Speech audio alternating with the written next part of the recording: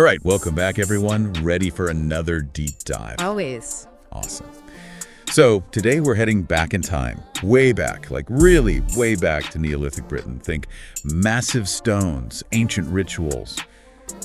Yeah, we're talking about Stonehenge. It's one of those places, right? Everyone's seen the pictures. Everyone kind of thinks they know what it's all about. Right, those giant stones just standing there in a field. Yeah. You know, classic ancient mystery stuff. Exactly. But here's the thing. It turns out Stonehenge is even more mysterious than we thought. Ooh, okay, I'm intrigued. Lay it on me. More mysterious how? For a long time, we focused on those smaller blue stones, the ones they brought all the way from Wales. Incredible feat on its own right. Oh, yeah, totally. I mean, how did they even do that back then? That's a question for the ages. Yeah. But now we're finding out that some of the other stones, like the massive altar stone, came from even further away. Hold on, the altar stone, isn't that one of the, key stones at Stonehenge? I thought they were all from Wales. Nope, not this one. The altar stone, it's actually from the Orkney Islands, way up in Scotland. Wait, Scotland? Are you serious? Yeah. That's hundreds of miles away. Yeah, hundreds of miles. And we're talking about 4,500 years ago. Imagine trying to move a massive stone like that back then. It's mind-blowing. How do they even manage that? Did they, roll it the whole way? Okay, maybe not rolling. But the most likely theory is that they used boats, sailing along the coast of Britain, transporting this massive stone all the way from Orkney to Wiltshire. Okay, that's starting to make a little more sense. But still, seafaring that sophisticated back then, it really makes you rethink what they were capable of.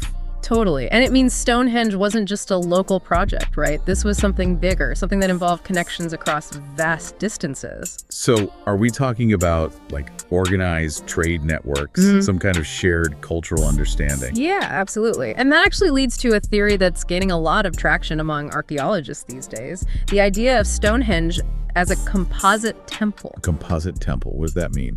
The idea is that Stonehenge wasn't just built by one local group. Instead, they intentionally brought together materials from all these different regions. The blue stones from Wales, the altar stone from Orkney. So it was like a symbol of unity. Yeah. Different cultures coming together to create something bigger than themselves. That's the thinking.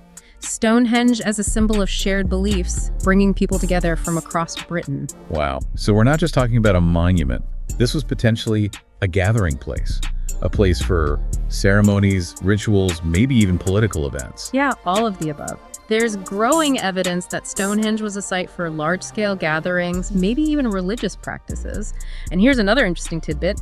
Did you know there are stone circles up in Orkney where that altar stone came from that have some pretty striking similarities to Stonehenge? Really? So they might have been inspired by what they saw up in Orkney. Maybe they saw it as a model for what they wanted to create at Stonehenge. Exactly. And bringing that altar stone all the way south, it could have been a way of creating a direct link to that older tradition, a symbol of shared spiritual heritage. That's incredible. It's like they were reaching back through time, connecting with something ancient and powerful. Okay, so we're starting to understand the who and the how. But the big question remains, right? What was Stonehenge actually for? I mean, what did people do there? That's the million-dollar question, isn't it? The one that keeps archaeologists up at night. Of course, we know about the solar alignment. Stonehenge is very precisely oriented to the solstices and equinoxes. Right, so it had a calendar function, a way of tracking the seasons. Exactly. But with these new discoveries about where the stones came from, it's becoming clear that there was more to it than just astronomical observation. Right, so maybe it was a place for rituals, ancestor worship, maybe even political gatherings, or maybe all of the above. Probably all of the above. And when you think about the sheer scale of Stonehenge, the effort that went into moving those massive stones, it speaks to a level of social organization and shared purpose that's just mind-blowing. Absolutely. I mean, 4,500 years ago, they were pulling off feats of engineering and logistics that we still marvel at today. Exactly. It's a testament to their ingenuity, their determination, and the power of shared beliefs to bring people together. So where does the research go from here? What are archaeologists focusing on now? Well, new techniques are constantly being developed, which means we're learning more all the time. For example, recent excavations around Stonehenge have uncovered evidence of feasting, which gives us more clues about the everyday lives of the people who built and used it. So we're not just learning about the monument itself, but about the people who created it. Exactly. And if we can find connections spanning hundreds of miles, 4,500 years ago, imagine what else is out there waiting to be discovered. What other stories are hidden beneath the soil? That's a great point. We often think of ancient people as isolated, but Stonehenge is proving that idea wrong.